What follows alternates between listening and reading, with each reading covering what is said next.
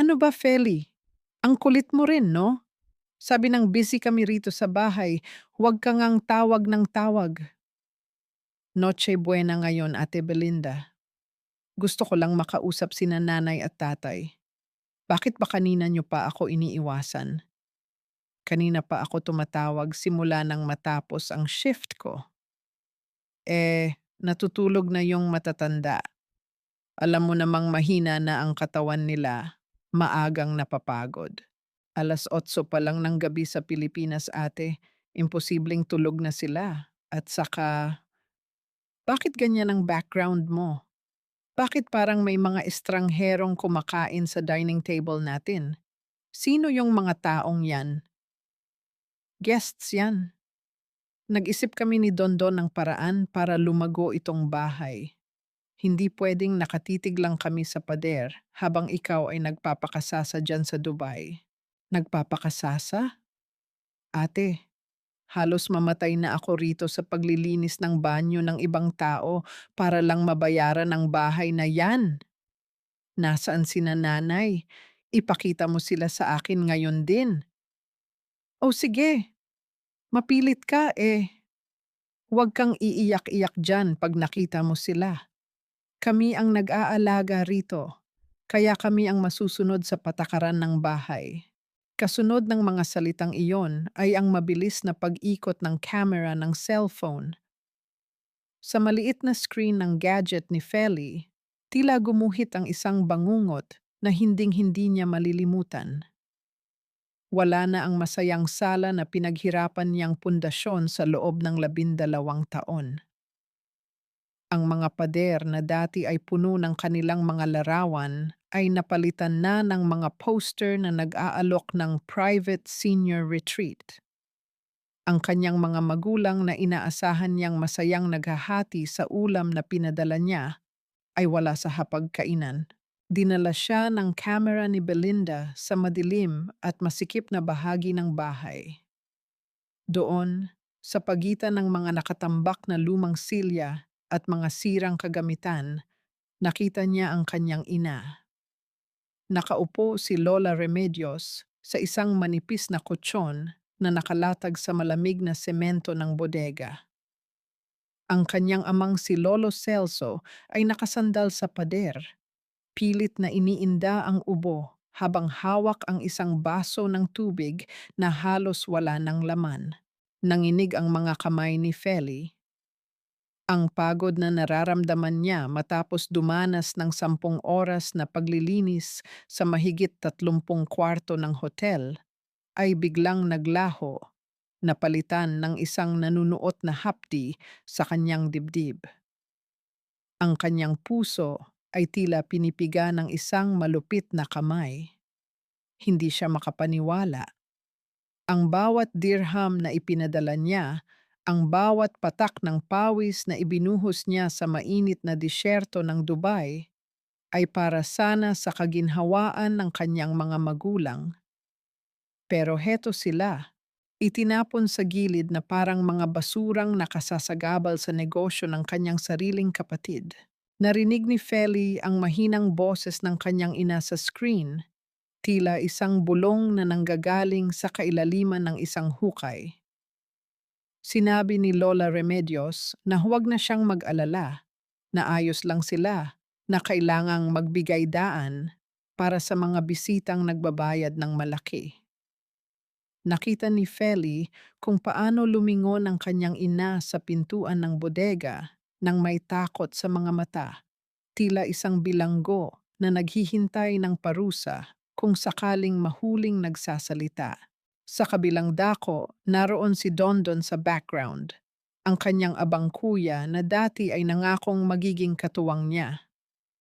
Hawak nito ang isang baso ng mamahaling alak, nakatawa habang nakikipag-usap sa mga turistang nananatili sa kanilang tahanan. Walang bakas ng hiya, walang bakas ng pagsisisi. Sa paningin ni Dondon, ang bahay na iyon ay hindi na tahanan ng kanilang mga magulang, kundi isang gatasan ng pera na kailangang pigain hanggang sa huling sentimo.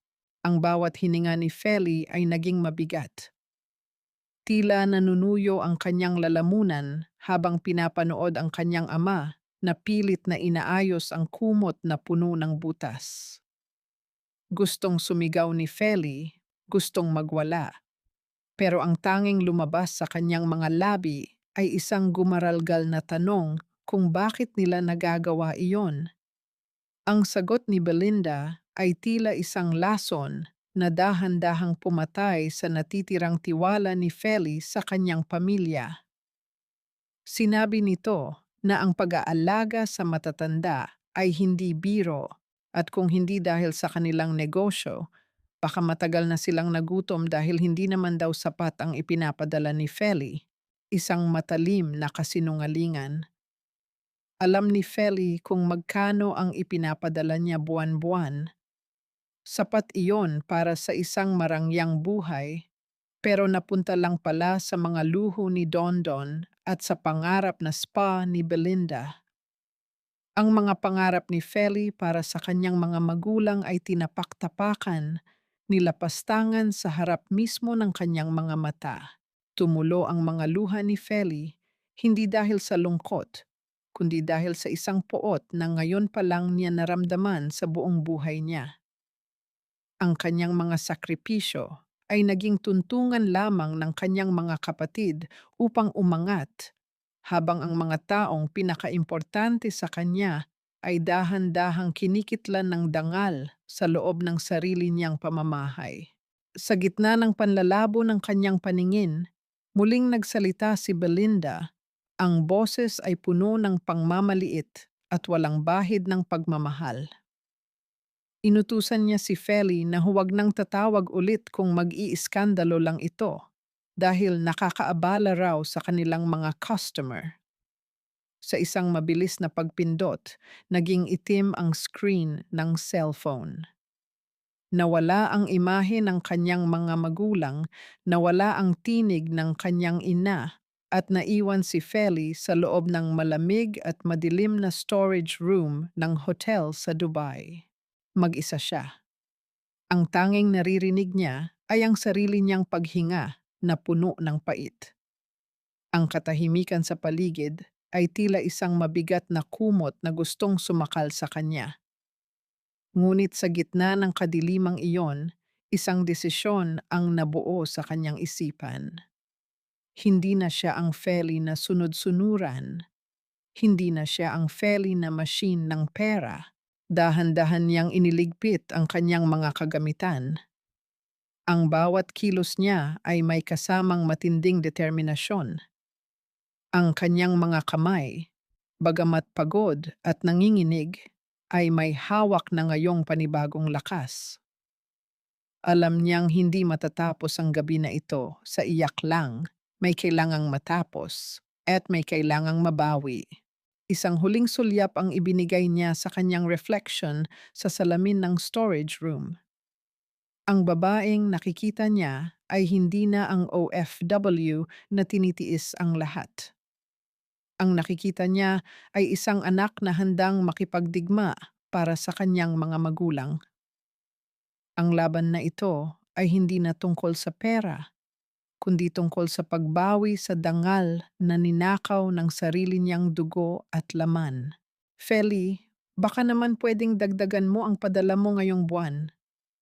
Alam mo naman, tumataas ang presyo ng bilihin at ang hirap mag-alaga ng matatanda.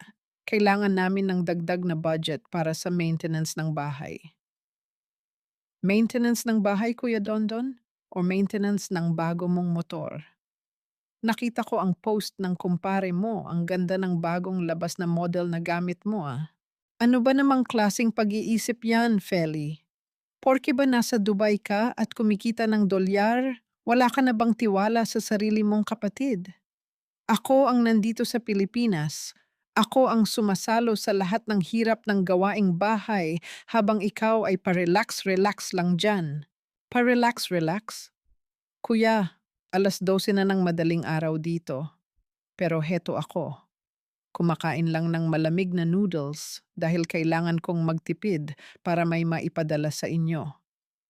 Huwag mo akong sumbatan tungkol sa pagod. dahil hindi mo alam ang pakiramdam ng magtrabaho hanggang sa mamuputi ang mga daliri sa babad ng chlorine.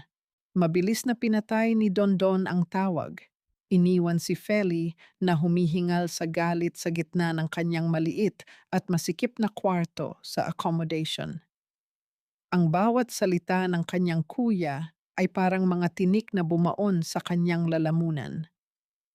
Tiningnan ni Feli ang cup noodles na nasa harap niya, ang tanging hapunan niya matapos ang isang buong araw na pagkayod. Nilunok niya ang pagkain na tila ba ito ay lason. Dito sa Dubai, ang bawat barya ay pinapahalagahan niya na parang ginto. Tinitiis niya ang init, ang pangungulila, at ang paulit-ulit na pananakit ng kanyang likod. Ang lahat ng ito ay para sa isang layunin, ang mapuno ang balikbayan box na ipinapadala niya tuwing ika-6 na buwan. Para kay Feli, ang bawat kahon ay hindi lamang naglalaman ng mga material na bagay. Ito ay lalagyan ng kanyang pagmamahal, ng kanyang mga pangarap para sa mga magulang, at ng bawat oras na sana ay kasama niya sila. Ngunit ang katotohanan ay mas mapait pa sa kape na iniinom niya upang manatiling gising. Habang tinitingnan niya ang kanyang cellphone, isang mensahe ang dumating mula kay Aling Marites, ang kanilang matapat na kapitbahay sa Tagaytay. May kalakip itong litrato na nagpabilis sa tibok ng kanyang puso. Iyon ang loob ng spa ni Belinda. Sa isang estante na may label na Premium Imported Goods, nakita ni Feli ang mga sabon, lotion, at mamahaling chocolate na pinag-ipunan niya ng ilang buwan. Ang mga lotion na iyon ay para sana sa tuyong balat ni Lola Remedios. Ang mga bitamina na iyon ay para sana sa lumalalang ubo ni Lolo Celso. Ngunit naroon ang mga ito, may mga price tag na nakadikit, ibinebenta sa mga estranghero upang pagkakitaan ni na Belinda. Isang matinding panginginig ang bumalot sa katawan ni Feli. Ang bawat bote ng sabon na maingat niyang binalot ng bubble wrap ay tila ba naging mga bato na ipinupukpok sa kanyang ulo. Ang bawat sentimo na tinipid niya sa pagkain ay napunta lang sa bulsa ng kanyang ganid na hipag. Hindi lang pera ang ninanakaw sa kanya, ninanakaw din ang kanyang dangal bilang isang anak na gustong magbigay ng pinakamabuti para sa kanyang mga magulang. Inilapit ni Feli ang kanyang mukha sa salamin ng kanyang kwarto. Doon niya nakita ang mga marka ng pagtanda na hindi niya napansin noon, ang mga itim sa ilalim ng kanyang mga mata, ang mga lamat sa kanyang balat, at ang pagod na nakaukit sa kanyang mukha.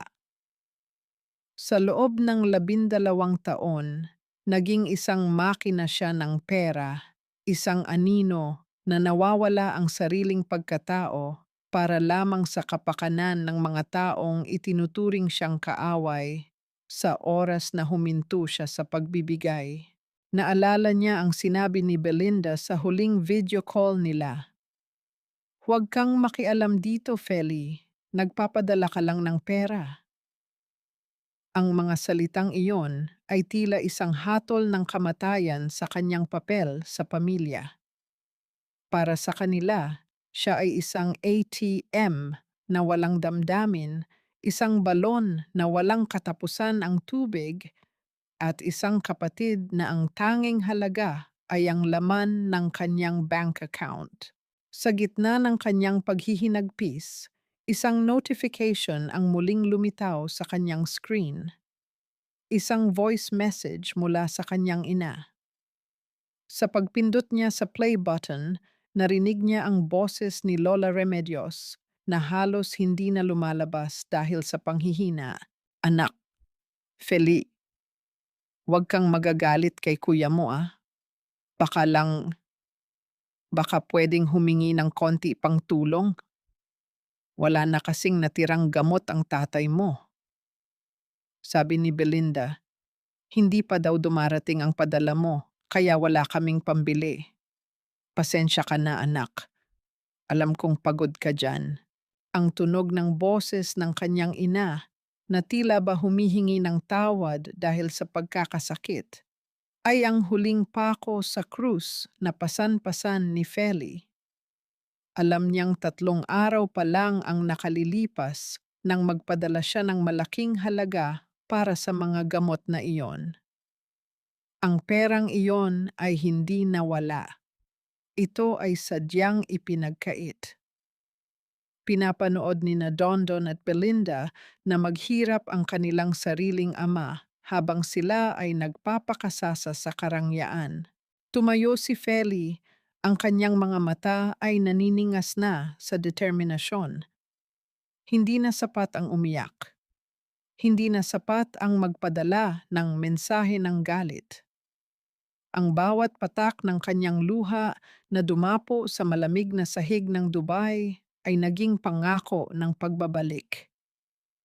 Ang balikbayan box na dati ay puno ng pasalubong, sa susunod na pagkakataon ay maglalaman na ng katarungan. Muli niyang binuksan ang kanyang passport at tiningnan ang kanyang ticket. Ang uwi na dapat ay para sa bakasyon ay magiging simula ng isang giyera. Isang giyera kung saan hindi niya hahayaang ang kanyang mga magulang ang maging talunan. Sa katahimikan ng gabi, ang tanging maririnig ay ang mabilis na pag-iimpake ni Feli. Ang bawat damit na isinisilid niya sa maleta ay tila ba mga armas na kanyang ihahanda. Ang pait sa kanyang puso ay naging kalsada patungo sa kanyang paghihiganti. Isang paghihiganti na hindi gagamit ng dahas, kundi ng katotohanang dudurog sa lahat ng kasinungalingan ni na Dondon at Belinda. Dondon, huwag kang masyadong kampante.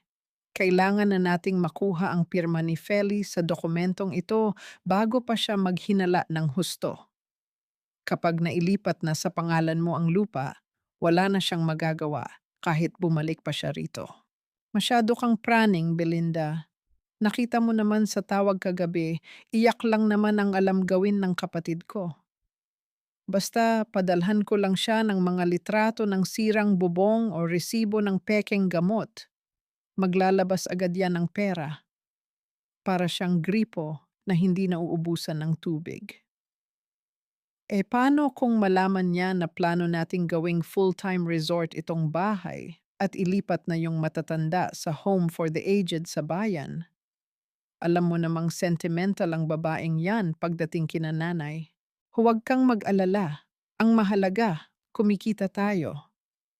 Ang mga matatanda naman, hindi na nila kailangan ng ganito kalaking kwarto.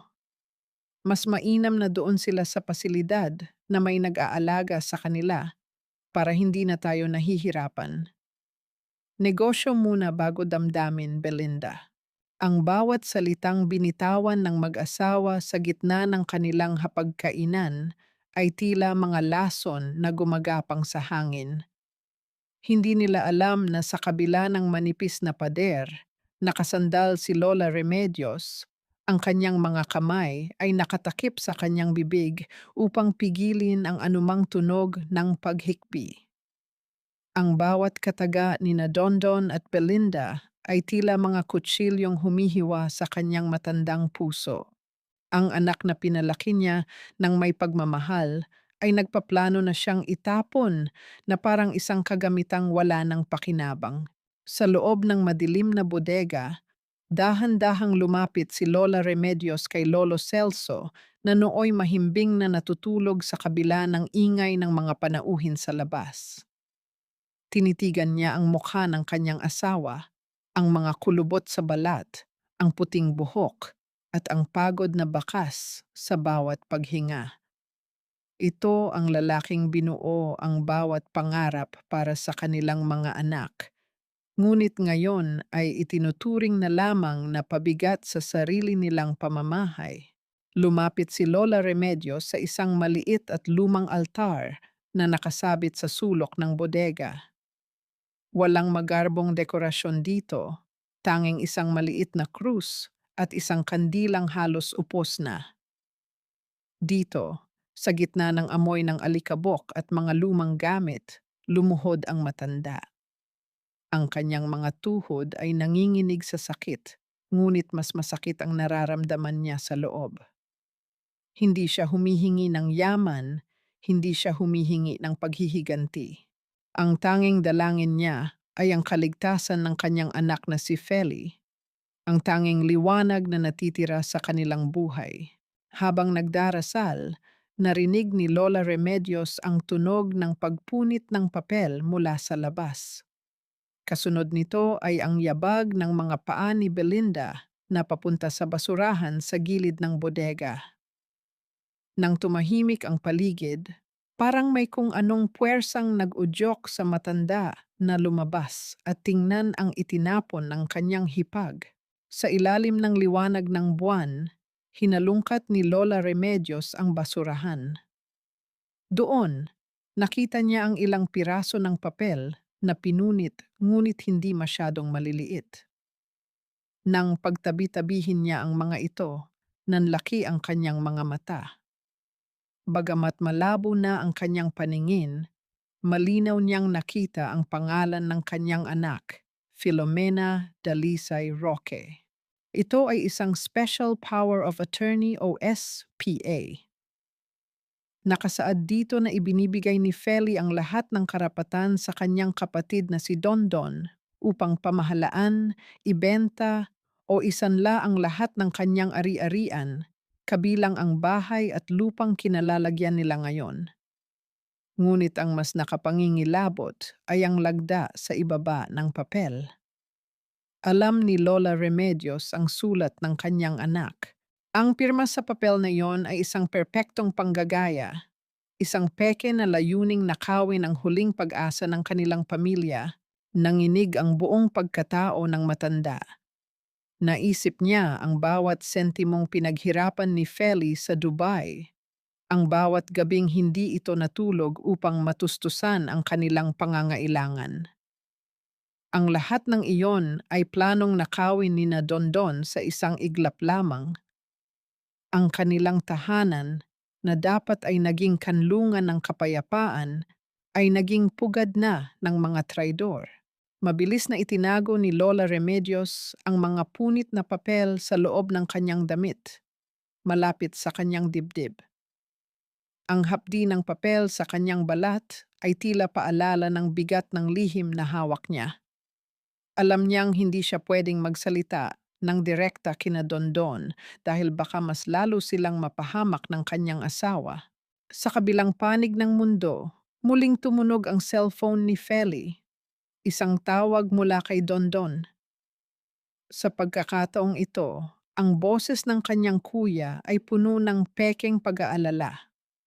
Sinabi nito na kailangan daw ng agad-agarang pagkumpuni sa bubong dahil malakas ang ulan sa Tagaytay at nababasa na ang gamit ng kanilang mga magulang.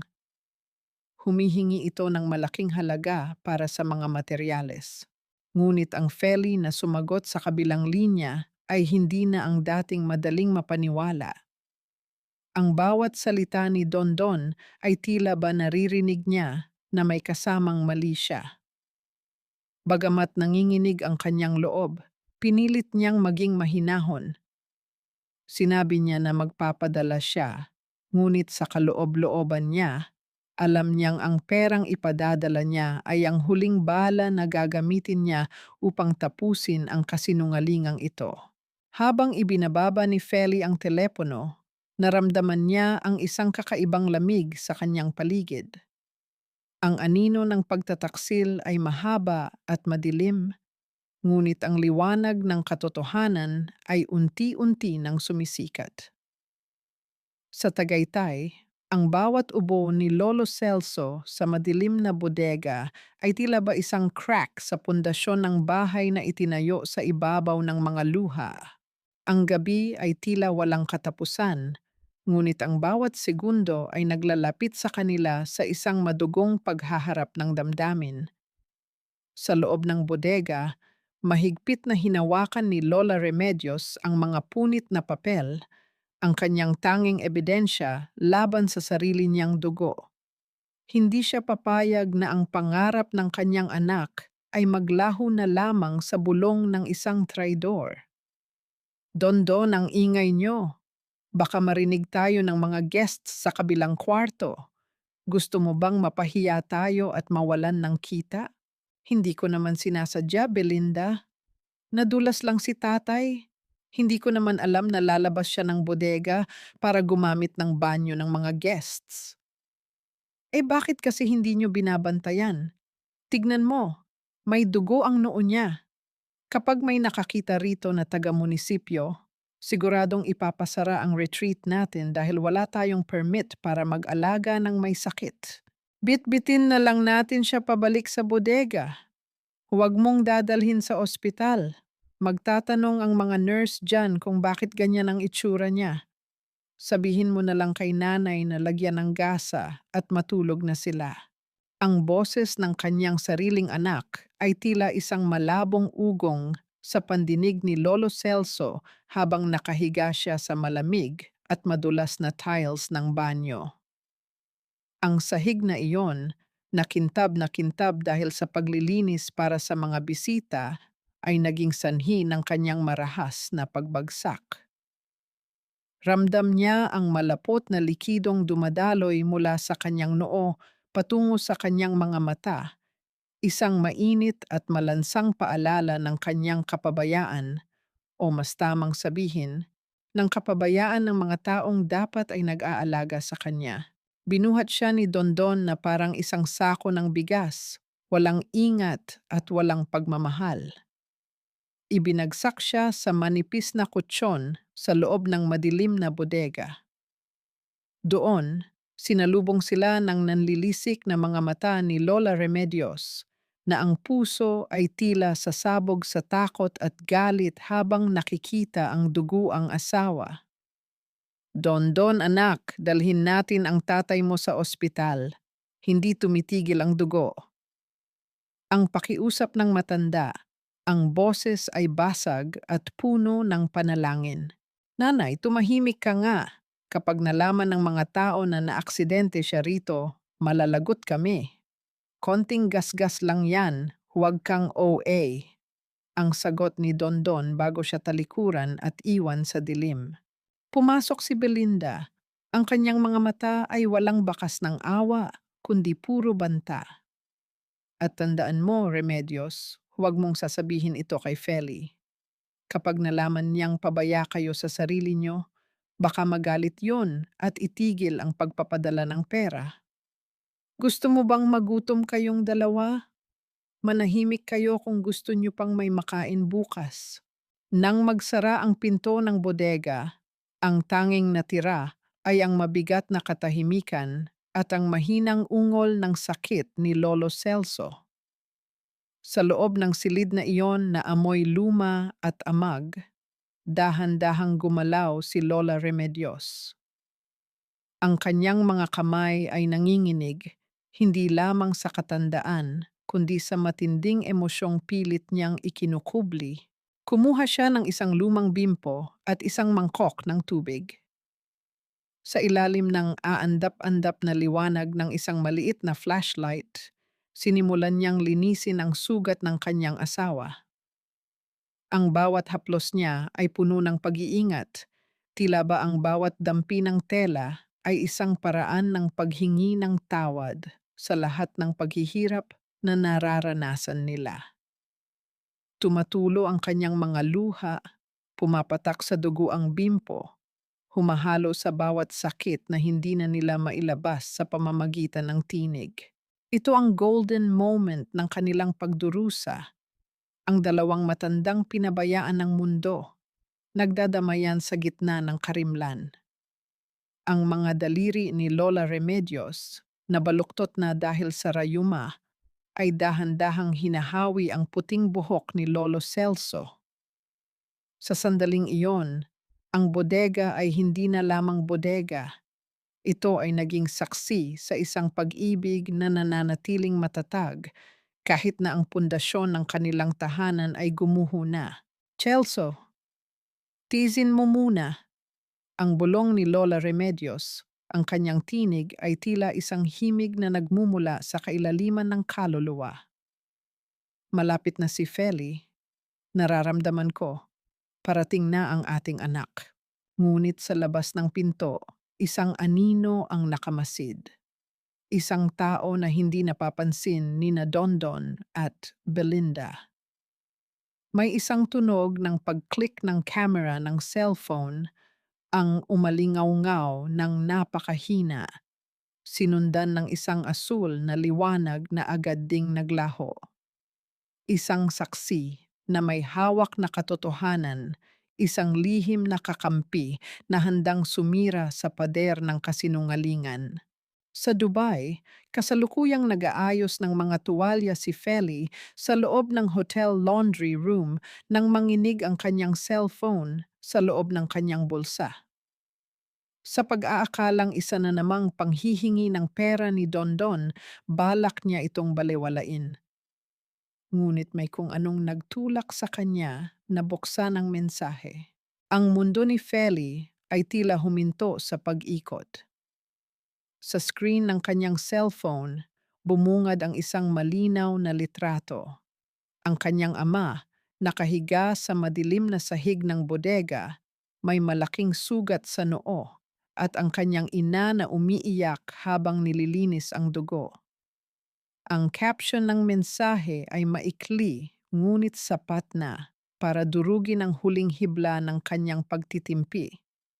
Feli, hindi na sila ligtas dito. Umuwi ka na. Hindi na nakapagsalita si Feli. Ang kanyang hininga ay naging mabilis. Ang kanyang mga mata ay naniningas sa isang galit na hindi pa niya naramdaman kailanman. Ang bawat taon ng kanyang pagtitiis, ang bawat oras na tiniis niya, ang pangmamaliit ng mga banyaga, ang bawat sentimong pinaghirapan niya, ang lahat ng iyon ay nauwi sa litratong ito. Binitawan niya ang hawak ng mga tuwalya. Ang mga tela ay bumagsak sa sahig, isang simbolo ng pagbitaw niya sa buhay na kinasanayan niya sa Dubai. Wala ng paliwanag, wala ng pag-aalinlangan. Agad niyang binuksan ang kanyang airline app. Sa bawat pagpindot ng kanyang daliri sa screen, nararamdaman niya ang bilis ng pintig ng kanyang puso. Confirmed, ang sabi ng app sa huling page. Uuwi si Feli.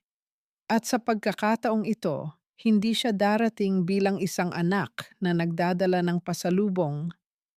Darating siya bilang isang bagyo na wawakasan ang lahat ng kalupitan sa ilalim ng bubong na siya mismo ang nagpundar.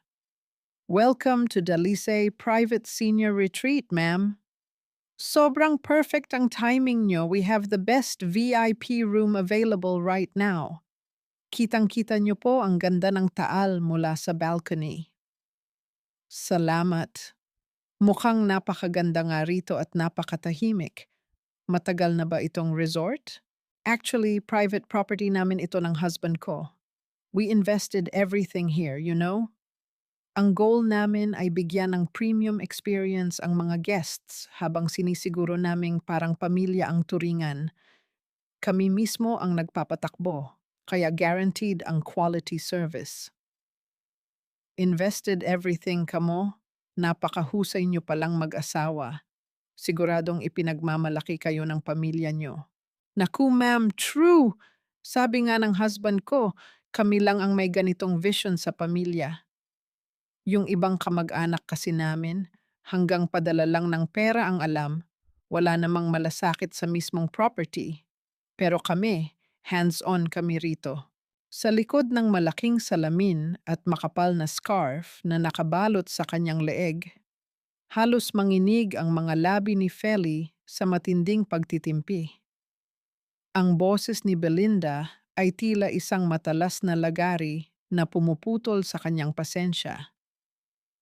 Habang pinapanood niya ang kanyang hipag na mag-abot ng welcome drink, naramdaman ni Feli ang isang malalim na hapdi. Ang basong hawak ni Belinda, ang tray na ginagamit nito, maging ang uniformeng suot nito, ang lahat ng iyon ay binili ng perang pinaghirapan ni Feli sa Dubai. Ginamit ni Feli ang pangalang Maria upang mag-check-in bilang isang guest. Bilang isang bihasang hotel manager, alam niya kung paano magtago sa paningin ng iba. Ang kanyang kilos ay kalmado, ang kanyang boses ay may ibang tono, at ang kanyang presensya ay hindi nagbibigay ng anumang hinala. Ngunit sa loob ng kanyang dibdib, may isang bagyong nagngangalit. Habang iginagala ni Belinda si Feli sa loob ng bahay, bawat hakbang ay tila isang sampal ng katotohanan. Ang sala na dati ay puno ng mga alaala ng kanilang kabataan ay napalitan na ng mga mamahaling sofa at modernong dekorasyon na halatang hindi para sa kaginhawaan ng matatanda, kundi para sa estetika ng mga turista. Ang bawat sulok ay nagniningning sa ilalim ng mga bagong chandelier, habang ang anino ng kawalang hiyaan ay nakatago sa bawat dingding. Dumating ang 7:00 ng umaga. Ito ang tinatawag ni Feli na golden moment. Sa gitna ng malamig na simoy ng hangin sa Tagaytay, ang amoy ng bagong giling na kape ay humahalimuyak sa veranda. Noong bata pa siya, ang amoy na ito ang simbolo ng isang masayang pamilya, ang kanyang ama na nagbabasa ng dyaryo at ang kanyang ina na naghahanda ng almusal. Ngunit ngayon, ang bango ng kape ay tila may halong lason. Para kay Feli, amoy ito ng kasinungalingan, amoy ito ng pangungulimbat. Ang kape na iniinom ng mga guest ay nagmumula sa mga beans na binili para sana sa kanyang mga magulang, ngunit ngayon ay ibinebenta ng mahal sa bawat tasa. Dito po tayo sa main dining, Ma'am Maria. Huwag po kayong mag-alala, napakalinis po rito. Ayaw na ayaw po ng husband ko ang makalat, lalo na't may mga sagabal kung minsan, ang sabi ni Belinda habang tumatawa ng pilit. Sagabal? Ano pong ibig niyo nung sabihin? Ang tanong ni Feli, ang kanyang boses ay nananatiling patag. Ah, wala po yun. Mga matatanda lang po na minsan ay makulit. Pero huwag po kayong mag-alala. We keep them out of sight para hindi masira ang bakasyon nyo. Privacy is our top priority. Out of sight. Ang mga salitang iyon ay tila isang punyal na bumaon sa puso ni Feli. Ang sarili niyang mga magulang ay itinuturing na sagabal sa sarili nilang tahanan. Habang naglalakad sila patungo sa hardin, biglang bumukas ang pinto sa gilid ng garahe, ang pinto ng bodega.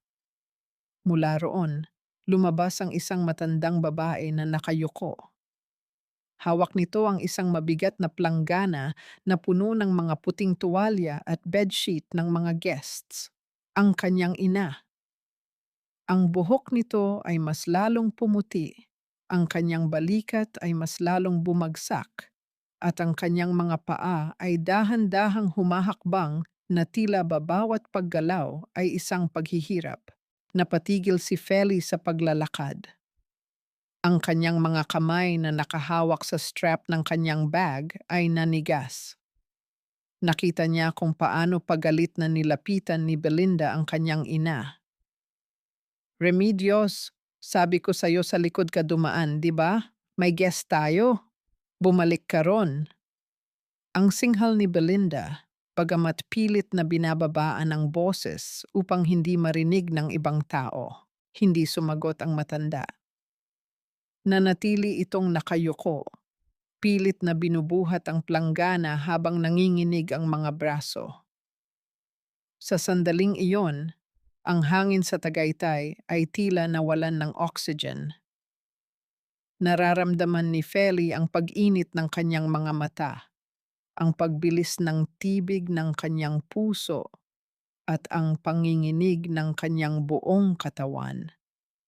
Ang babaeng nagluwal sa kanya, ang babaeng nagturo sa kanya ng halaga ng pagsisikap, ay tratuhin na parang isang aliping walang bayad sa harap mismo ng kanyang mga mata.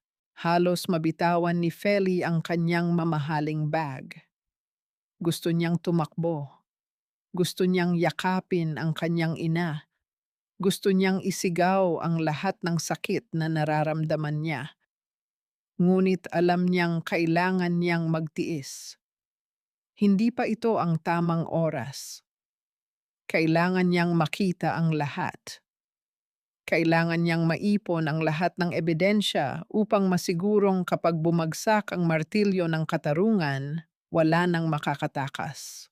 Lumingon si Lola Remedios sa direksyon nina Belinda at Feli. Sa ilalim ng makapal na salamin ni Feli, nagtagpo ang kanilang mga mata sa loob ng isang segundo. Isang segundong tila tumagal ng isang siglo. Ang matanda ay tila natigilan, ang kanyang mga mata ay naningkit na parang may pamilyar na aninong nakita, ngunit agad ding nag-iwas ng tingin nang muling sumigaw si Belinda. Ma'am Maria, pasensya na po. Ang hirap talagang makahanap ng matinong staff ngayon. Tara po, itutuloy ko ang tour sa gazebo. Dahan-dahang humakbang si Feli, ang kanyang bawat tapak sa semento ay tila isang panata ng pagbawi. Habang lumalayo siya, nararamdaman niya ang titig ng kanyang ina sa kanyang likuran. Ang bawat patak ng pawis ni Lola Remedios ay magiging katumbas ng bawat luha ng pagsisisi ni na Dondon at Belinda. Sa loob ng kanyang isipan, isa lang ang sinasabi ni Feli. Nay, kaunting tiis na lang, narito na ako. At hinding-hindi ko hahayaang saktan ka pa nila. Ma'am Maria, heto na po ang resibo ng inyong stay. Sana po ay nagustuhan niyo ang aming serbisyo. Balik po kayo rito sa Dalisay Retreat, ha? Para na po tayong pamilya rito. Pamilya? Nakakasuka namang marinig ang salitang, yan mula sa iyo, Belinda. At huwag mo na akong tawaging Maria. Kilala mo ako. Kilalang kilala. Dahan-dahang tinanggal ni Feli ang kanyang malaking salamin at ang scarf na nakabalot sa kanyang mukha. Sa ilalim ng maliwanag na ilaw ng chandelier sa sala, bumungad ang mukha ng tunay na may-ari ng bahay. Pagod, naniningas ang mga mata at puno ng matinding poot. Ang basong hawak ni Belinda ay tila ba naging yelo sa kanyang kamay. Nanlaki ang kanyang mga mata at ang mapagpanggap ng ngiti ay biglang napalitan ng isang maputlang ekspresyon ng takot. Lumabas si Dondon mula sa kusina, nakahawak pa sa kanyang bagong cellphone, ngunit tila napako ang kanyang mga paa sa sahig nang makita ang kanyang kapatid. Feli, bakit kailan ka pa nakauwi? Bakit hindi ka nagsabi? Sana ay nasundo ka namin sa airport.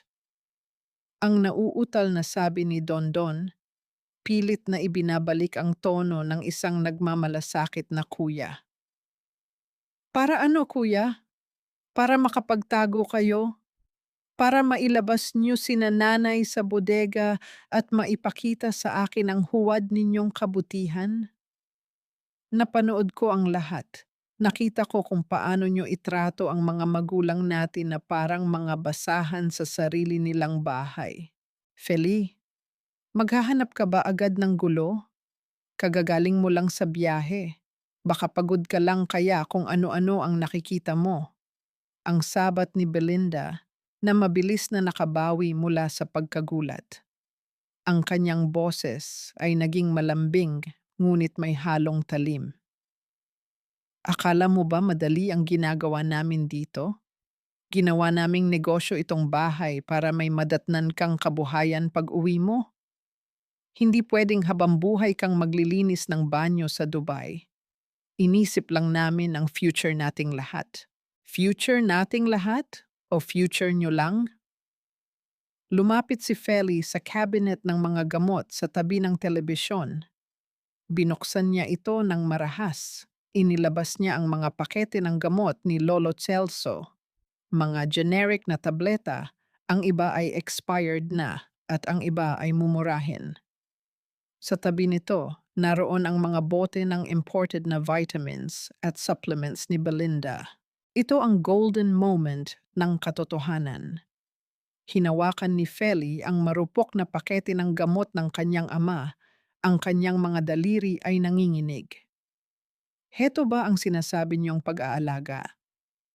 Habang ang balat mo ay nagniningning sa mamahaling bitamina, ang tatay ay halos hindi makahinga dahil sa expired na gamot?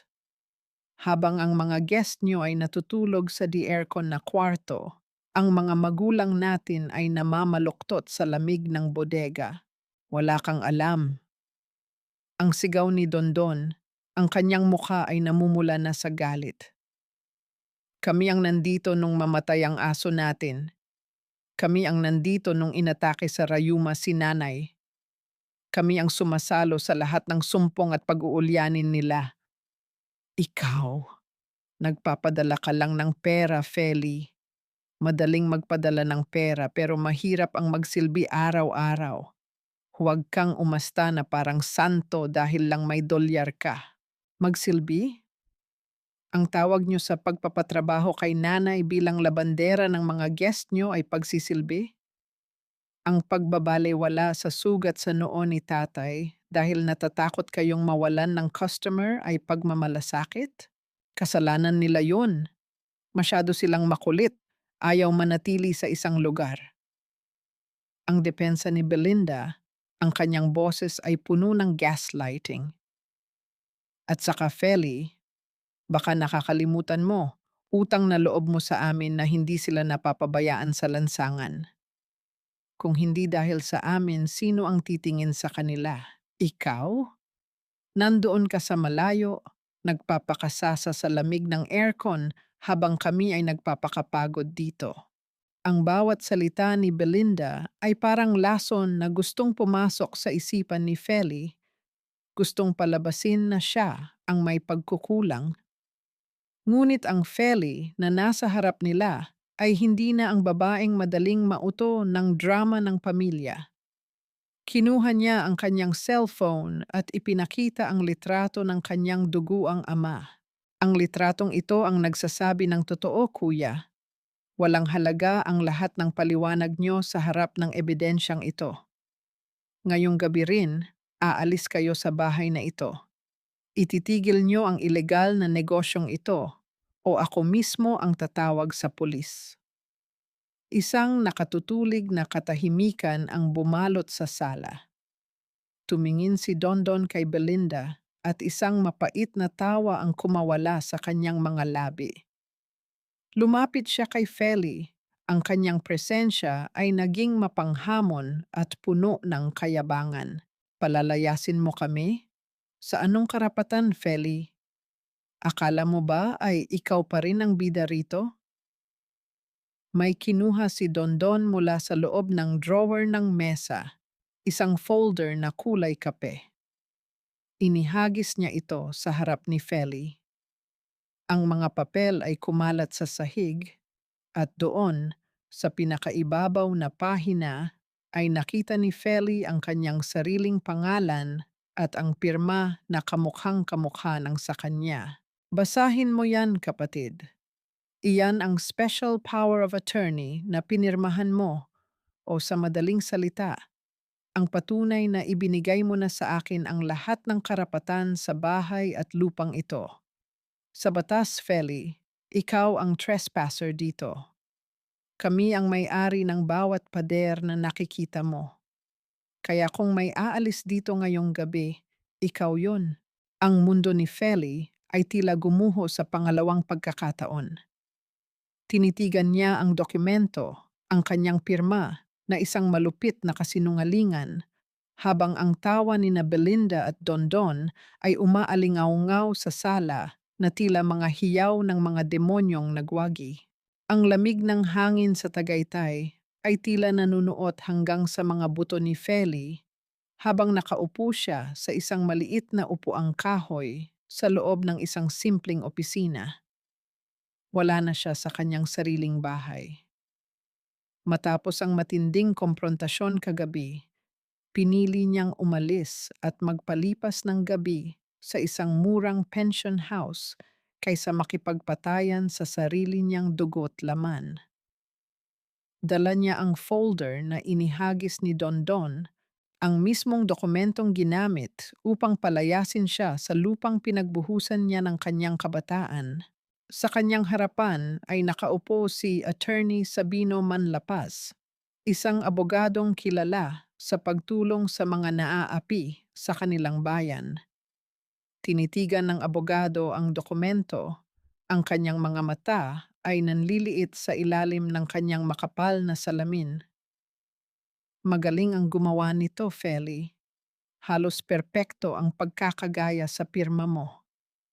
Kung titingnan ng isang ordinaryong tao, iisipin nilang ikaw talaga ang pumirma at nagbigay ng kapangyarihan kay Dondon na ibenta o isanla ang buong property. Attorney, 12 taon akong nagpakamatay sa trabaho para mabuo ang bahay na yan. Ni minsan hindi ako umuwi dahil nanghihinayang ako sa pamasahe na pwede ko na lang sanang ipadala para sa gamot ni nanay at tatay. Paano ko ibibigay sa kanya ang nag-iisang pangarap ko? Ibinaba ni Sabino ang papel. Tiningnan niya si Feli nang may matinding awa at pag-unawa. Tumayo ang matandang abogado, lumapit sa isang maliit na mesa sa gilid at nag-ayos ng 2 tasa ng mainit na tsaa. Dahan-dahan siyang lumapit kay Feli at inabot ang isang tasa. Ito ang sandali na matagal nang hindi nararanasan ni Feli. Ang mainit na singaw ng tsaa na dumampi sa kanyang mukha at ang init ng porselana sa kanyang nanginginig at pagod na mga kamay ay nagbigay ng isang kakaibang ginhawa. Isang simpleng pag-abot ng inumin, isang simpleng pag-aalaga, ngunit para sa isang taong laging nagbibigay at hindi nakakatanggap, ito ay parang isang mahigpit na yakap. Pumatak ang isang butil ng luha mula sa mata ni Feli, hindi dahil sa lungkot, kundi dahil sa naramdaman niyang hindi siya nag-iisa. Hindi ko nakakalimutan ang kabutihan mo, Feli. Ang malambing na sabi ni Sabino habang umuupo muli sa kanyang silya. 5 taon na ang nakararaan nang maospital ang nanay ko at wala akong mailabas na pera. Ikaw ang nagpadala ng tulong kahit hindi mo ako masyadong kilala. Utang ko sa iyo ang buhay ng nanay ko. Kaya makakaasa ka, ibabalik natin ang kung ano ang nararapat sa iyo. Muling kinuha ni Sabino ang pekeng dokumento at itinuro ang isang linya sa ibabang bahagi ng papel. Tingnan mo ang petsa ng notaryo, Feli. Nakasaad dito na personal kang humarap sa notary public noong 15 ng Oktubre ng nakaraang taon. Nasaan ka noong araw na ito? Nanlaki ang mga mata ni Feli. Tila nagliwanag ang madilim na pasilyo ng kanyang isipan. Nasa Dubai ako, attorney. Hindi ako umuuwi ng Pilipinas sa loob ng 5 taon. May mga payslip ako at higit sa lahat, ang passport ko ay walang tatak ng pag-uwi noong buwang iyon. Isang manipis na ngiti ang sumilay sa mga labi ni Sabino. Iyan ang butas nila, isang malaking pagkakamali. Ang special power of attorney na ito ay walang bisa dahil hindi ka pisikal na humarap sa abogadong nagnotaryo nito. Falsification of public documents ang ginawa ng kapatid mo, isang seryosong krimen. Nakaramdam ng panibagong lakas si Feli. Ang pader na akala niya ay hindi matitibag ay unti-unti nang nagkakalamat. Ngunit ang pag-asa ay muling nahaluan ng kaba nang ilabas ni Sabino ang isang manipis na folder mula sa kanyang drawer. Pero may mas malaki tayong problema, Feli. Nabalitaan ko sa munisipyo na nag-apply ng subdivision of title ang kapatid mo. Hindi lang nila ginagawang resort ang bahay nyo. May plano silang hatiin ang lupa at ibenta ang kalahati nito sa isang malaking commercial developer na naghahanap ng pwesto para sa isang casino resort. Kaya nila gustong itaboy ang mga magulang mo sa isang pampublikong pasilidad para malinis ang titulo at walang sagabal sa bentahan. Tila tinakasan ng dugo ang mukha ni Feli. Ibinebenta ang lupa ng mga magulang niya. Ibinebenta ang kanyang dugo at pawis para sa sariling kapritsyo nina Dondon at Belinda. Matapos ang kanilang pag-uusap, lumabas si Feli sa opisina ni Sabino na may dalang tapang at plano.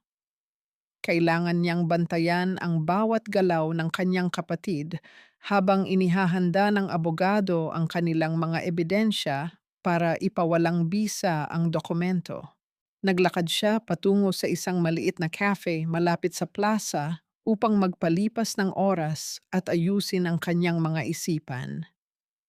Habang nakaupo sa isang madilim na sulok at nakatingin sa labas ng salamin, may nahagip ang kanyang paningin na nagpatigil sa pagtibok ng kanyang puso. Sa kabilang kalsada, sa labas ng isang mamahaling restaurant, nakatayo sina Dondon at Belinda. Maayos ang pananamit ng dalawa, tila mga respetadong negosyante. Sa harap nila ay isang lalaking nakasuot ng makapal na suit, ang mismong developer na tinutukoy ni Sabino. Nagkamayan sila at iniabot ni Dondon ang isang malaking brown envelope sa lalaki. Ngunit ang mas nakapangingilabot ay ang taong lumabas mula sa likuran ng developer at nakipagngitian kay Belinda. Isang taong pamilyar kay Feli, isang taong may kapangyarihan sa kanilang barangay. Isang taong hindi niya inaasahang kasabwat sa pagwasak ng kanyang nanay. Ayusin mo naman ang pagngiti mo. Isipin mo na lang na para ito sa ikabubuti ng lahat. Kapag natuwa ang mga guests na ito sa hospitality niyo ni tatay, mas lalakas ang kita natin.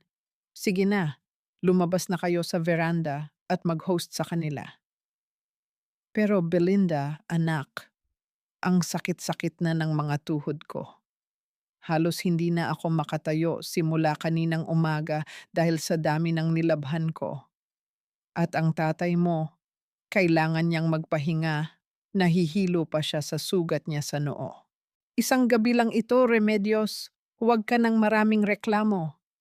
Kung ayaw mong matulog sa labas ng bahay ngayong gabi, gawin mo ang iniuutos ko. Ayusin niyo ang sarili niyo. Magmukha kayong masayang pamilya para sa mga turista. Bilisan niyo. Mula sa madilim na sulok ng garden, dinig na dinig ni Feli ang bawat malupit na salitang binitawan ni Belinda sa kanyang ina. Nakatago siya sa likod ng malalaking paso ng halaman. Ang kanyang puso ay tila isang tambol na mabilis ang pagtibok dahil sa pinaghalong galit at awa. Pinapanood niya kung paano pilit na itinayo ni Belinda si Lola Remedios, habang si Lolo Celso naman ay inaalalayan ni Dondon na parang isang props sa isang dula. Ang veranda ng bahay ay nagniningning sa ilalim ng mga makukulay na bintana at mga mamahaling ilaw. May mga pagkain sa mesa na halos hindi na magkasya, mga lechon, iba't ibang kakanin, at mga inuming imported. Ang mga panauhin na mga dayuhan at ilang mayayamang turista mula sa Maynila ay masayang nagtatawanan.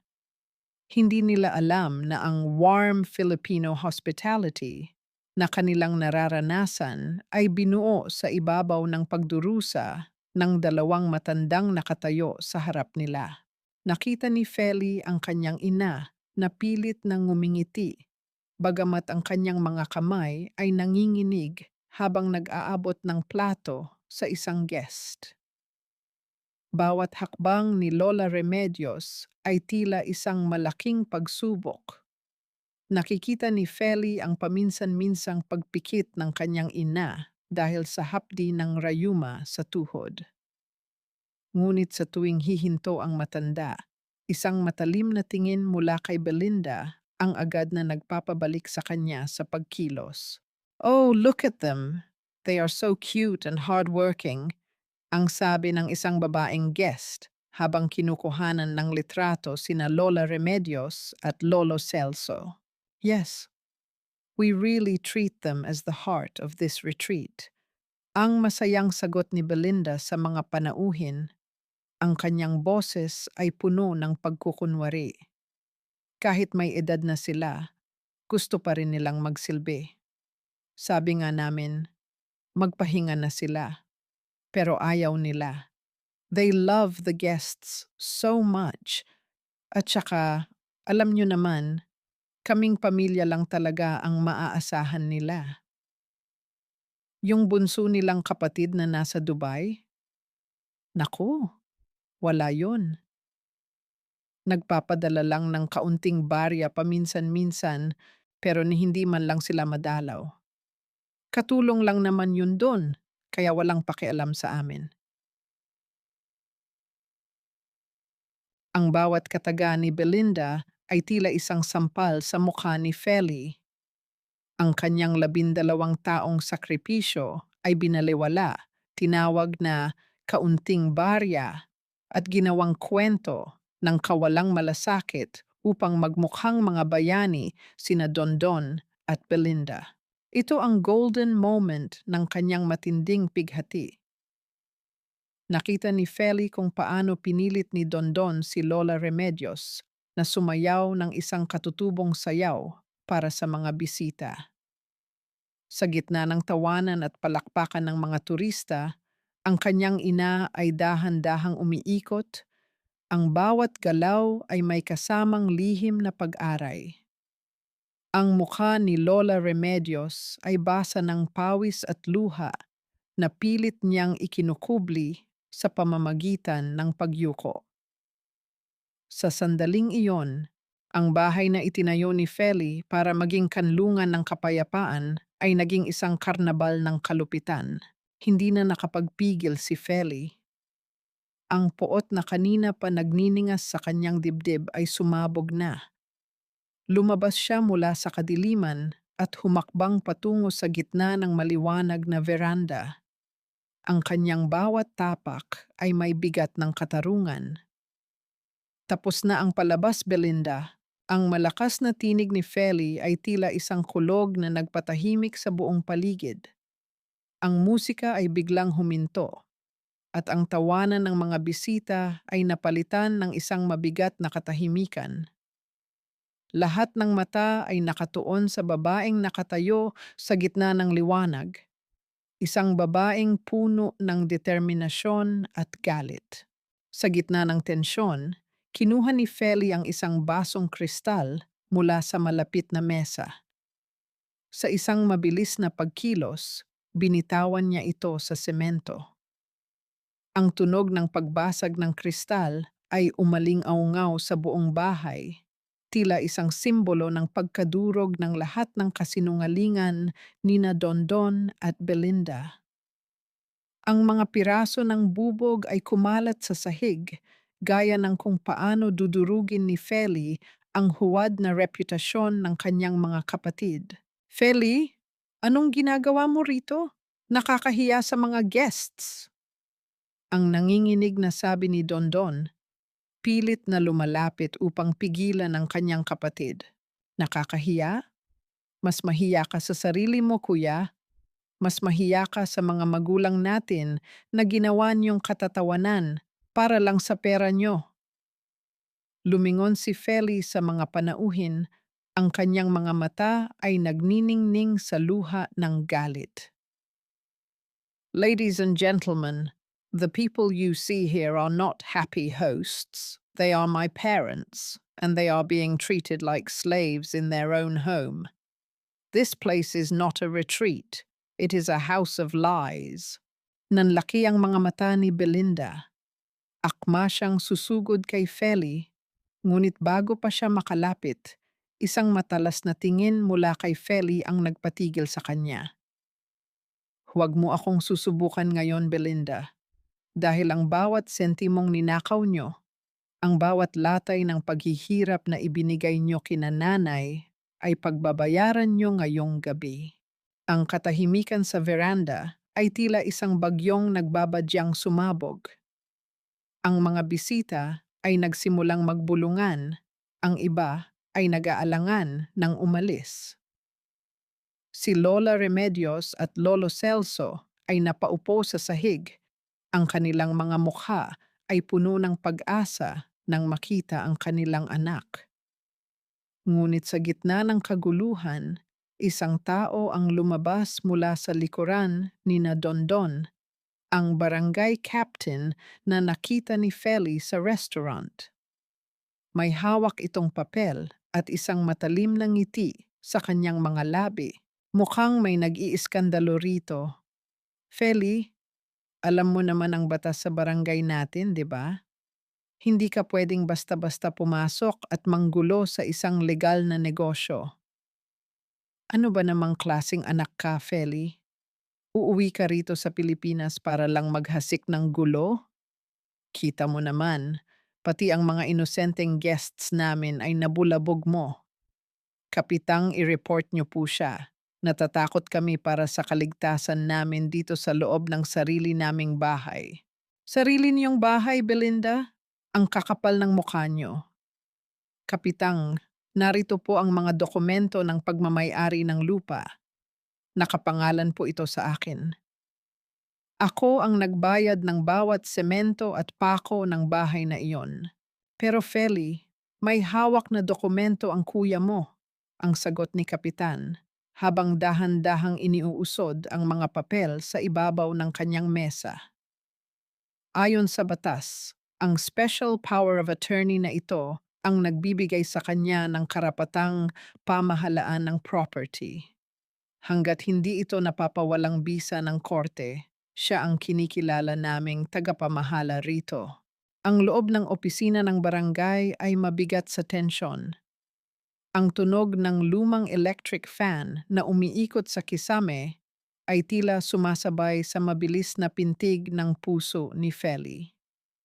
Nararamdaman niya ang malagkit na pawis sa kanyang likuran, hindi dahil sa init, kundi dahil sa matinding poot na nararamdaman niya habang pinapanood si Belinda na nagpapahid ng pekeng luha gamit ang isang mamahaling panyo.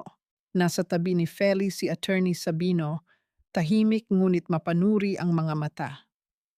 Sa kabilang dako naman ay si Dondon na nakaupo ng may kumpiyansa, tila ba kampante na ang kapangyarihan ng kanyang kumparing kapitan ay sapat na upang patahimikin ang kanyang kapatid. Kapitang, baka naman pwedeng pakiusapan niyo itong kapatid ko, ang sabi ni Dondon. Ang boses ay puno ng pekeng pag-aalala. Ayaw naman naming humantong ito sa demanda.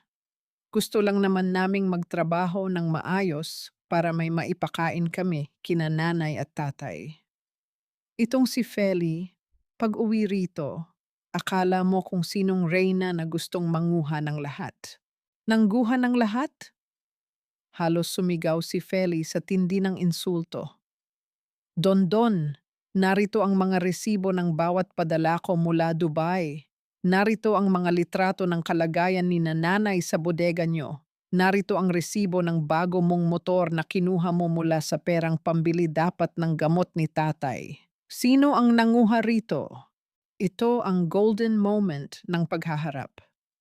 Inilatag ni Feli sa mesa ang 2 pirasong papel. Sa kaliwa ang resibo ng pagbili ni Dondon ng mamahaling accessories para sa kanyang motor. Sa kanan, ang resibo ng generic na gamot para kay Lolo Celso na halos 5 piso lang ang halaga bawat isa. Ang pagkakaiba ng halaga ay tila isang malaking sugat na bumungad sa gitna ng silid. Isang katotohanan na hindi kayang burahin ng anumang salita. Tingnan niyo po, Kapitang, ang sabi ni Feli, ang boses ay gumaralgal na sa emosyon. Ito ba ang sinasabi niyang pag-aalaga? Habang nagpapakasa siya sa luho, ang tatay ko ay pinagkakaita ng maayos na gamot. Habang kumikita sila sa resort, ang nanay ko ay ginagawa nilang labandera ng mga turista. Lumingon si Kapitan sa mga resibo, ngunit mabilis din siyang umiwas ng tingin. Isang malalim na buntong hininga ang kanyang pinakawalan, ngunit walang bakas ng katarungan sa kanyang mga mata. Sa halip, kinuha niya ang folder ni Dondon at tinapik ito. Feli, alam ko na masakit ito para sa'yo, pero kailangan nating sundin ang proseso. Sa ngayon, ang negosyong Dalisay Senior Retreat ay may permit mula sa barangay na pinirmahan ko mismo. At dahil sa hawak na SPA ni Dondon, hindi mo sila pwedeng basta na lamang paalisin.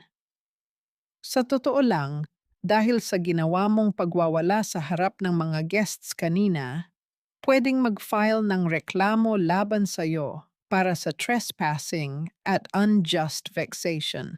Trespassing sa sarili kong bahay? Ang tanong ni Feli, ang kanyang mga mata ay nanlalabo na dahil sa luhang pilit niyang pinipigilan.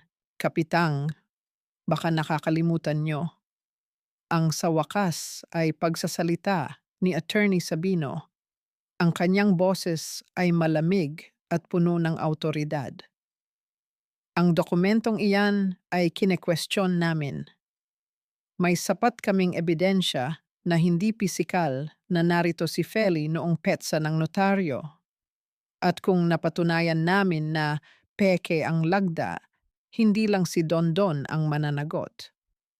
Lahat ng taong tumulong sa kanya para maging legal ang negosyong ito ay madadamay sa kasong falsification of public documents. Sandaling natigilan si Kapitan. Nakita ni Feli ang bahagyang panginginig ng mga kamay nito habang inaayos ang kanyang ballpen. Ngunit bago pa man makapagsalita ang abogado, tumayo si Belinda at muling humagulgol ng malakas, sapat na upang marinig ng mga taong nag-aabang sa labas ng opisina. Maawa naman kayo sa amin, kami ang nagpapakapagod dito araw-araw. Feli, bakit mo kami ginaganito? Gusto mo ba kaming makitang nagugutom? Wala ka talagang pusong kapatid. Tinitigan ni Feli si Belinda. Sa gitna ng dula-dulaan ng kanyang hipag, naramdaman niya ang isang matinding pagkapagod. Hindi pagod sa trabaho, kundi pagod sa pamilyang itinuring niyang mundo, pero itinuring siyang kaaway.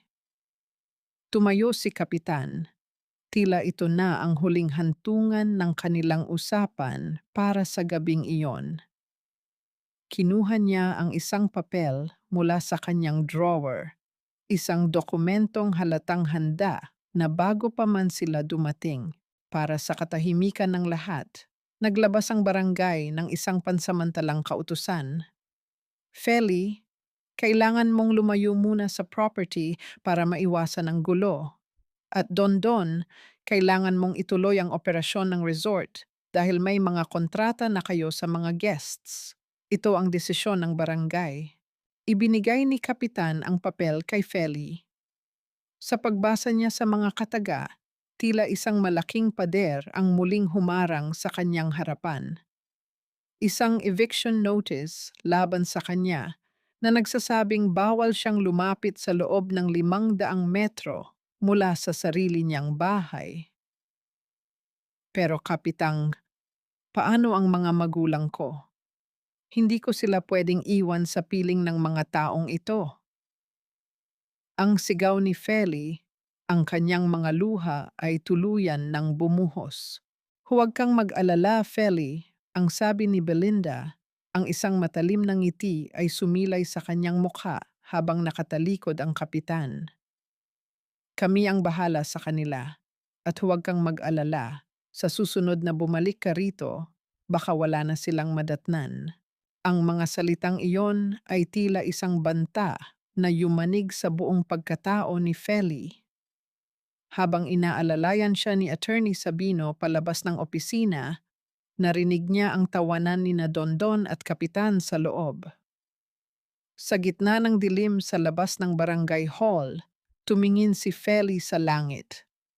Ang ulan ay dahan-dahang pumapatak, tila nakikiramay sa kanyang pighati. Ngunit sa gitna ng pagkatalo na ito, isang lihim na mensahe ang muling lumitaw sa kanyang cellphone. Mula ito sa parehong hindi kilalang numero na nagpadala ng litrato ni Lolo Celso noon. Feli, nasa munisipyo na ang mga papeles ng bentahan. Bukas ng umaga, pipirmahan na ang deed of sale sa developer. Kailangan mong kumilos bago mawala ang lahat. Congratulations, Kuya Dondon. Konting pirma na lang, milyonaryo na tayo. Hindi na natin kailangang magtiis sa amoy ng matatanda o magpanggap na mabait sa mga guests. Sa wakas, makakaalis na tayo sa butas na ito. Sabi ko sa'yo, Belinda, basta't hawak natin si Kapitan, walang magagawa si Feli. Ang mga OFW na yan, akala nila ay sila ang batas dahil lang sa dolyar nila. Pero dito sa lupa ko, ako ang hari. Huwag ka munang masyadong magdiwang, Dondon. Siguraduhin nating malinis ang lahat ng kopya.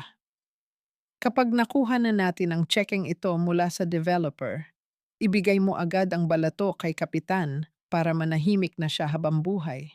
Sa loob ng isang pribadong silid sa munisipyo, hindi alam ni na Dondon at Belinda na ang bawat salita nila ay tila mga pako na unti-unting bumabaon sa sarili nilang kabaong. Habang abala sila sa pagbibilang ng mga pangarap na nakaw, si Feli ay nakatayo sa labas ng pintuan kasama si Attorney Sabino at dalawang opisyal mula sa National Bureau of Investigation at Department of Tourism. Hindi na umiiyak si Feli. Ang kanyang mga mata ay tila naging kristal, malamig, matigas at malinaw ang pananaw. Ang kanyang karanasan bilang isang hotel manager sa Dubai ang nagturo sa kanya na ang bawat problema ay may proseso at ang bawat kasinungalingan ay may katapat na ebidensya. Ito ang golden moment ng kanyang pagbabago. Inilabas ni Feli ang kanyang lumang passport. Dahan-dahan niyang hinaplos ang mga pahina nito, ang mga tatak ng pagpasok at pag-alis sa Dubai na naging saksi sa 12 taon niyang pangungulila. Para sa iba, ito ay isang maliit na libro lamang, ngunit para kay Feli, ito ang kanyang huling alas.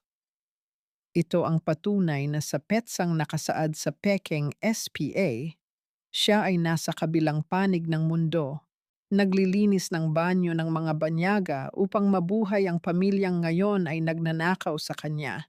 Attorney, handa na po ang lahat. Ang mahinang sabi ni Feli, ang boses ay puno ng autoridad na tila ba nagpapatakbo siya ng isang malaking hotel operation.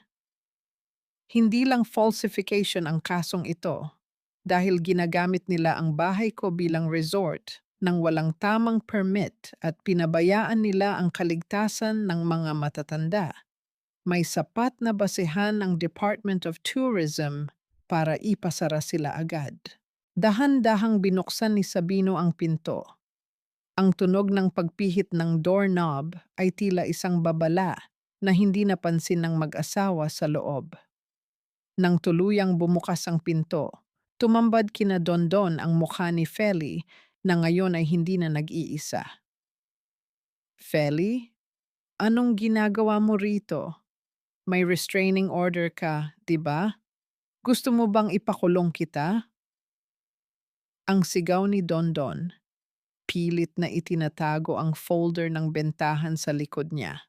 Ang restraining order na pinirmahan ng kumpare mong kapitan ay walang bisa rito sa munisipyo, kuya, ang malamig na sagot ni Feli.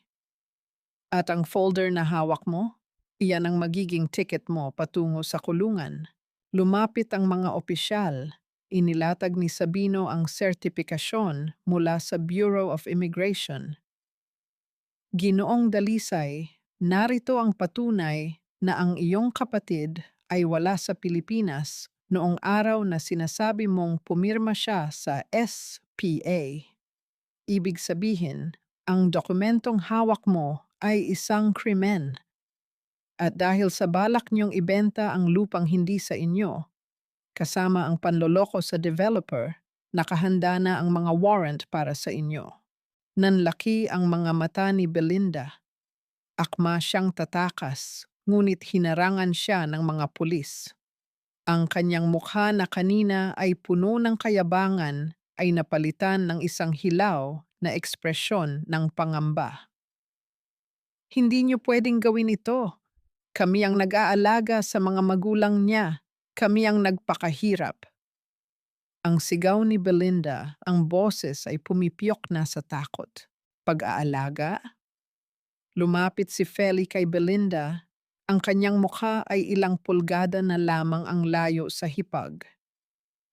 Ang pag-aalaga ba ay ang pagpapatulog sa kanila sa bodega? Ang pag-aalaga ba ay ang hindi pagbili ng gamot habang bumibili ka ng luho mo? Ang Dalisay Senior Retreat ay tapos na, Belinda. Isang oras mula ngayon, ang mga sheriff ay darating sa bahay para iserve ang cease and desist order.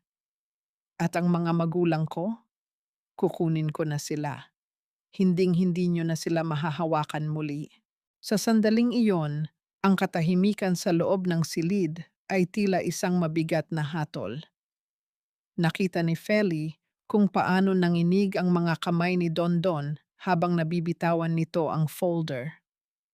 Ang mga papel ng bentahan ay nagkalat sa sahig. Ang mga pangarap nilang yaman ay naging mga piraso na lamang ng basura sa paanan ni Feli.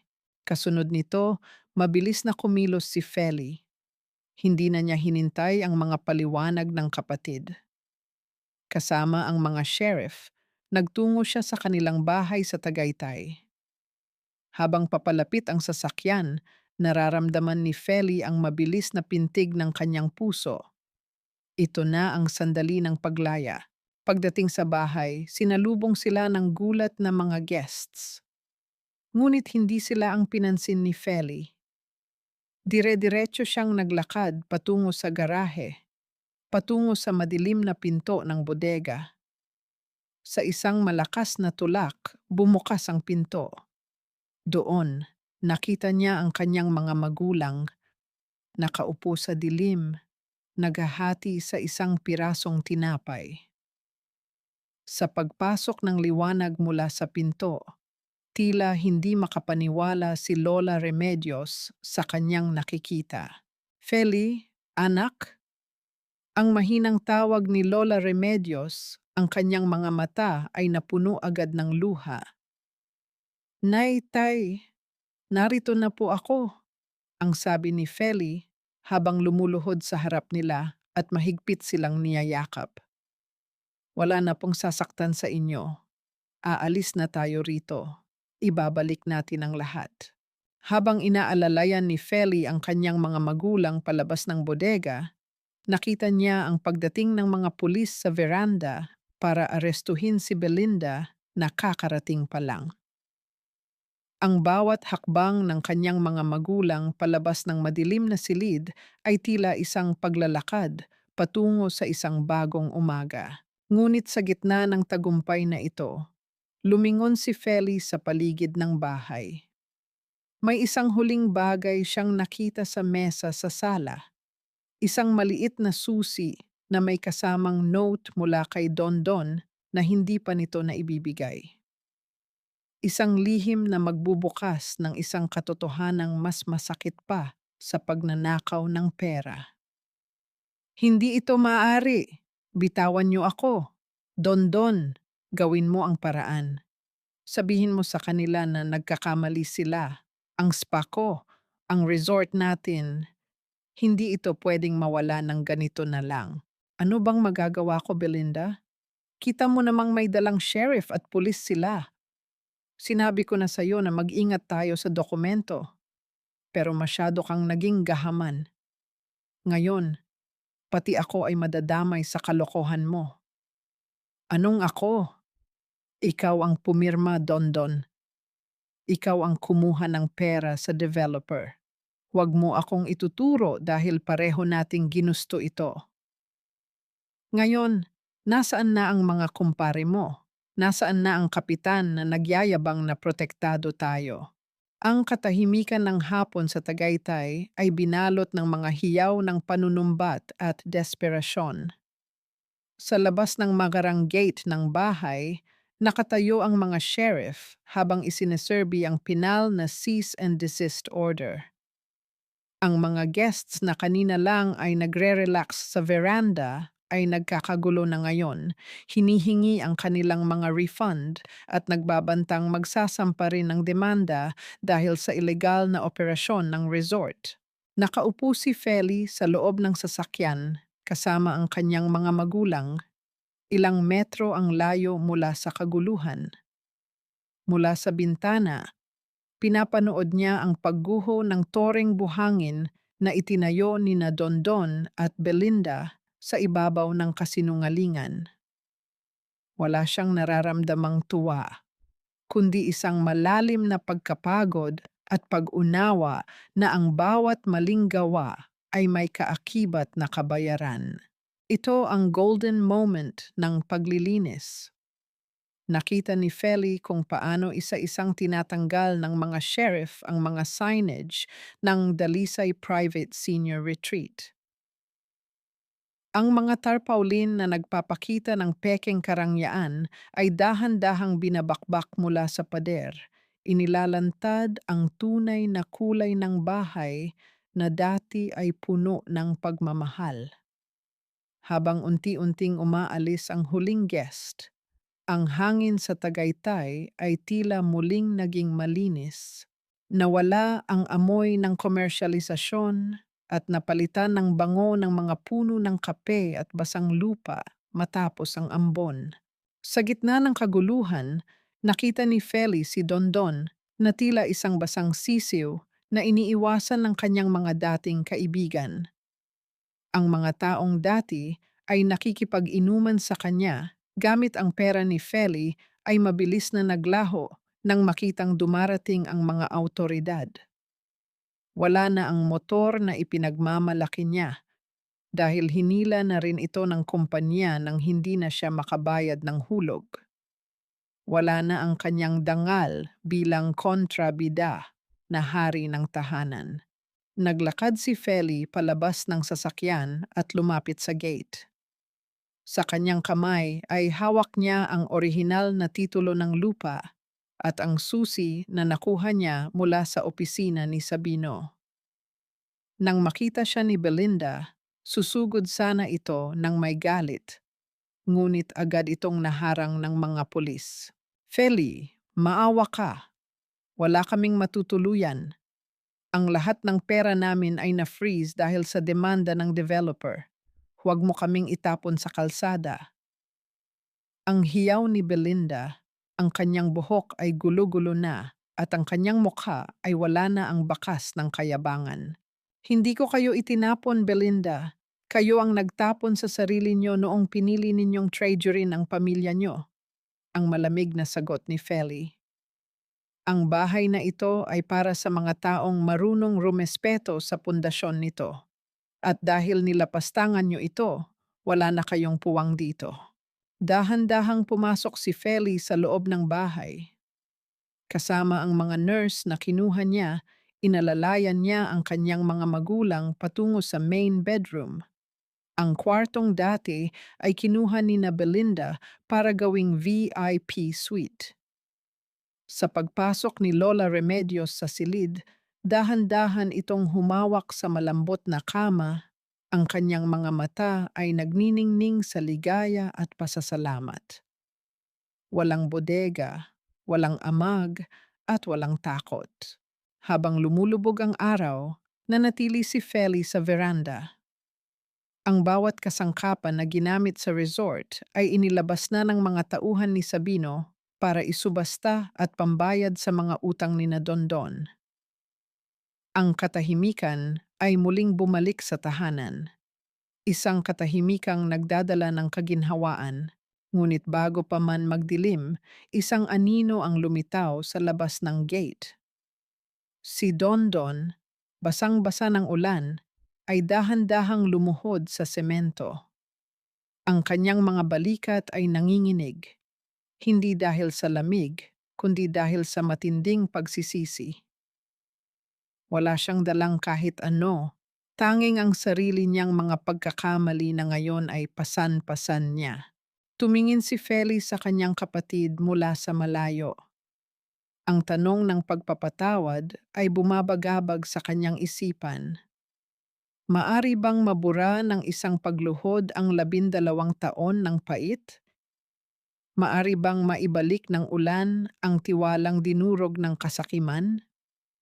Sa gitna ng katahimikan, isang katok sa pintuan ng veranda ang narinig ni Feli. Ang kanyang ina, may dalang isang lumang box na puno ng mga sulat ni Feli mula sa Dubai, ay tumayo sa kanyang tabi. Anak, ang katarungan ay nakamit na natin, ang mahinang sabi ni Lola Remedios. Pero ang kapayapaan, ikaw lang ang makakapagbigay niyan sa sarili mo. Ang umaga sa Tagaytay ay dumating na may kasamang kakaibang liwanag. Wala na ang maingay na musika mula sa veranda. Wala na ang mga estrangherong labas-masok sa pintuan. At wala na ang mabigat na pakiramdam ng pagpapanggap. Ang tanging naririnig ni Feli habang nagigising siya ay ang malamyos na huni ng mga ibon sa labas ng bintana at ang mahinang tunog ng pagwawalis ni Lola Remedios sa bakuran. Isang tunog na hindi na dahil sa utos, kundi dahil sa kagustuhan ng matanda na damhin ang kanyang sariling lupa. Bumangon si Feli at dahan-dahang binuksan ang bintana. Ang malamig na simoy ng hangin ay humalik sa kanyang mukha, tila isang banayad na paalala na tapos na ang bagyo. Inilibot niya ang kanyang paningin sa paligid ng bahay. Tinanggal na niya ang lahat ng mga VIP signs, ang mga posters ng resort, at ang lahat ng bakas ng negosyong naging dahilan ng kanilang pagkakawatak-watak. Ibinalik niya ang mga lumang kurtina na paborito ng kanyang ina at ang mga litrato ng pamilya na dati ay itinago ni na Belinda. Ito ang golden moment ng kanilang panimula. Sa gitna ng kusina, naghanda si Feli ng mainit na arroz caldo, ang paboritong almusal ng kanyang ama. Habang umaakyat ang puting usok mula sa mangkok, pumasok si Lolo Celso na may suot na malinis na damit at wala na ang benda sa noo. Nakita ni Feli ang muling pagsilay ng sigla sa mga mata ng kanyang ama, isang bagay na hindi kayang bayaran ng anumang dolyar o dirham. Feli, anak, salamat, ang mahinang sabi ni Lolo Celso habang humahawak sa kamay ng kanyang anak. Ngayon lang uli ako nakahinga ng maluwag sa loob ng bahay na ito. Tay, dito lang po ako. Hindi ko nahahayaang mawala ang katahimikan niyo. Ang sagot ni Feli habang dahan-dahang pinapatungan ng kanyang kamay ang nanginginig na mga daliri ng ama. Ang bawat lamat sa kanilang relasyon ay dahan-dahang tinatambalan ng pagmamahal at pag-aaruga. Sa labas ng gate, isang lalaki ang dahan-dahang lumapit. Si Dondon. Hindi na siya nakasuot ng magarang barong o nakasakay sa bagong motor. Nakasuot siya ng lumang t-shirt na may mantsa ng semento at may dalang isang maliit na supot ng tinapay. Nakita ni Feli ang kanyang kapatid mula sa bintana. Hindi na siya nagalit. Sa halip naramdaman niya ang isang malalim na awa. Lumabas si Feli para harapin ang kanyang kuya. Nanatili ang distansya sa pagitan nila, Isang distansyang kinakailangan upang maprotektahan ang kapayapaang kababawi pa lamang. Feli, galing ako sa trabaho sa construction sa bayan. Ang sabi ni Dondon, ang kanyang boses ay puno ng pagpapakumbaba. Heto, pambili lang ng pandesal para kinananay. Alam kong hindi sapat ito para pambayad sa lahat ng nagawa ko. Pero gusto ko lang malaman nyo na nagsisimula na akong magtrabaho ng marangal. Salamat sa tinapay, kuya. Ang sagot ni Feli, ang boses ay matatag ngunit may halong lambot. Hindi ko hinihingi ang pera mo. Ang hinihingi ko lang ay maging tunay kang anak. Puntahan mo sila sa loob. Pero huwag mong asahan na sa isang gabi ay babalik ang lahat sa dati. Ang tiwala, kuya, ay parang basag na kristal. Maaring mabuo muli, pero may mga pilat na may iwan. Tumango si Dondon, ang kanyang mga mata ay nangingilid ang luha. Dahan-dahan siyang pumasok at nagmano kina Lola Remedios at Lolo Celso. Ang tagpong iyon ay tila isang piping panalangin na natupad. Ang pagbabalik ng isang nawawalang tupa, bagamat may mga sugat na kailangang gamutin. Si Belinda naman ay nasa ibang bayan na, namumuhay ng mag-isa matapos ang lahat ng demanda. Ang kanyang spa ay tuluyan ng nagsara at ang bawat sentimong kinita niya sa panloloko ay naubos sa mga legal na bayarin. Ang karma ay hindi laging dumating sa paraan ng dahas. Kung minsan, ito ay dumarating sa paraan ng matinding kalungkutan at pagsisisi sa gitna ng pag-iisa. Nang dumating ang dapit hapon, naupo ang mag-anak sa veranda. Hawak ni Feli ang isang tasa ng kape habang nakatingin sa papalubog na araw sa ibabaw ng bulkang Taal. Ang kalangitan ay naging kulay kahel at lila, tila isang obra maestra na sumasalamin sa kagandahan ng isang bagong simula. Nagpasiya si Feli na hindi na babalik sa Dubai. Gagamitin niya ang kanyang naipong karanasan upang magtayo ng isang maliit na garden cafe sa harapan ng kanilang bahay. Isang negosyong may dangal, may permit, at higit sa lahat, may puso. Ang kanyang mga magulang ang magiging inspirasyon niya, hindi ang kanyang mga trabahador. Anak, sigurado ka na ba sa desisyon mo? Ang tanong ni Lola Remedios habang hinahaplos ang buhok ni Feli. Opo, Nay. Sapat na ang 12 taon na malayo ako. Mas mahalaga ang bawat oras na kasama ko kayo kaysa sa anumang yaman sa ibang bansa. Dito, sa ilalim ng bubong na ito, masaya na ako. Sa huling pagkakataon, muling lumingon si Feli sa kabuuan ng kanilang tahanan. Ang bahay na ito, na itinayo sa ibabaw ng mga luha at sakripisyo, ay isa na ngayong tunay na kanlungan. Ang bawat sulok ay hindi na amoy ng kasinungalingan, kundi amoy ng pagpapatawad at pag-asa. Ang dula-dulaan ng kanilang buhay ay natapos na, at ang tunay na kwento ay nagsisimula pa lamang. Isang kwento kung saan ang bawat anak ay marunong magpahalaga at ang bawat magulang ay namumuhay ng may dignidad. Sa gitna ng katahimikan ng Tagaytay, ang pamilya Dalisay ay muling nabuo. Hindi dahil sa perpekto sila, kundi dahil natutunan nilang ang tunay na pundasyon ng tahanan ay ang katotohanan at wagas na pagmamahal. Isang taon ang mabilis na lumipas, gaya ng dahan-dahang pag-ikot ng mga pahina ng isang aklat na puno ng pagsubok ngunit nagtapos sa kapayapaan. Ang sikat ng araw sa Tagaytay ngayong umaga ay tila may dalang ginto, nanunuot sa mga dahon ng kape at sa mga bulaklak na maingat na inalagaan ni Lola Remedios sa harapan ng kanilang tahanan. Wala na ang signboard ng Dalisay Private Senior Retreat. Sa halip, isang maliit at gawa sa kahoy na karatula ang nakasabit sa tapat ng gate. Feli's Garden Cafe, home cooked with love. Ito ay hindi lamang isang negosyo. Ito ang naging simbolo ng pagbangon ni Filomena mula sa 12 taon na pagkakakulong sa dayuhang lupa. Sa loob ng cafe, ang amoy ng bagong saing na kanin at ang halimuyak ng barakong kape ay tila isang himig na nag-aanyaya ng katahimikan. Nakaupo si Feli sa isang sulok, hawak ang kanyang logbook.